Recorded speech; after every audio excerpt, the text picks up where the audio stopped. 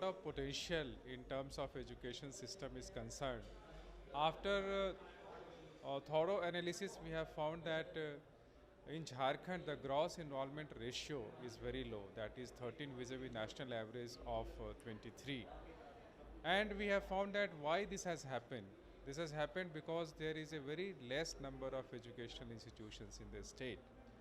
And college population index, that is college per lakh of population in Jharkhand, we have 8 vis-a-vis national average of 26.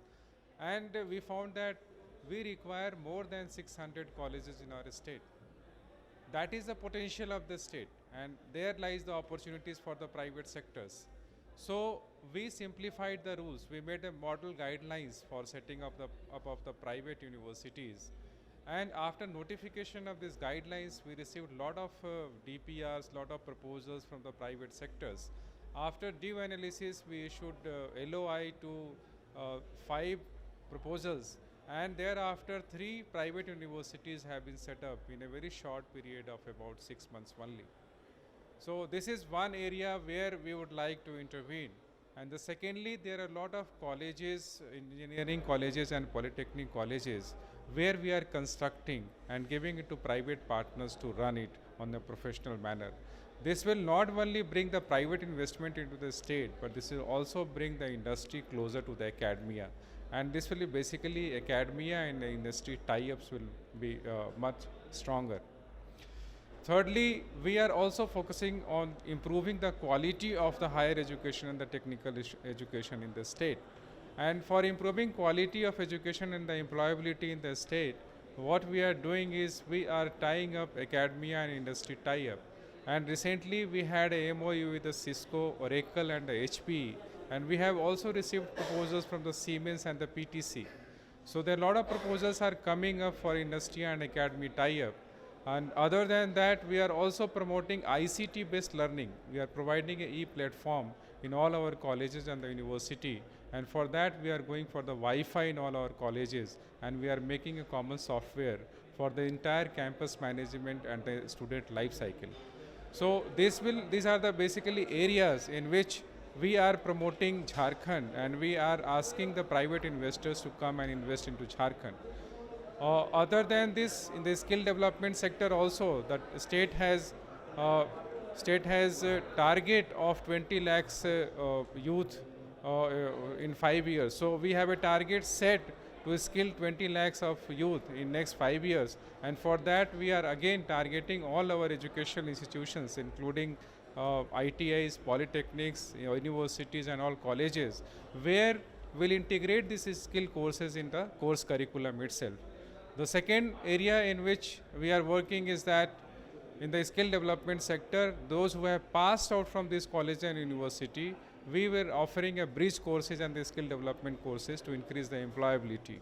And the third is to recognize the prior learning. Recognition of the prior learning is also very important. And fourthly, who are the uneducated youth, we are also providing a training to them. So we have set a target of skilling 20 lakhs of youth in next 5 years. And for this, we are looking for the private investment in terms of providing training to this person, in terms of setting up a mega skill centers in our state, in terms of setting up of center of excellence in our state in the skill development sectors. So these are the sectors which we are promoting, and for this we have come out from the Jharkhand to Delhi also, and we also participated in the World Education Summit and basically attracting the private investment in Jharkhand.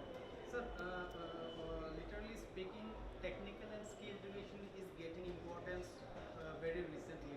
So, do you think that the time frame or the time you have in your hand, it is enough to get importance and get more investment from outside Jharkhand to Jharkhand in technical and skill education?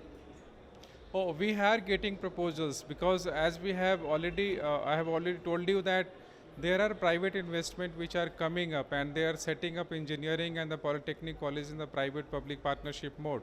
Very recently we did the bidding process for 3 polytechnic colleges, and there are proposals which have come, and we are already in the process of allocation of these colleges.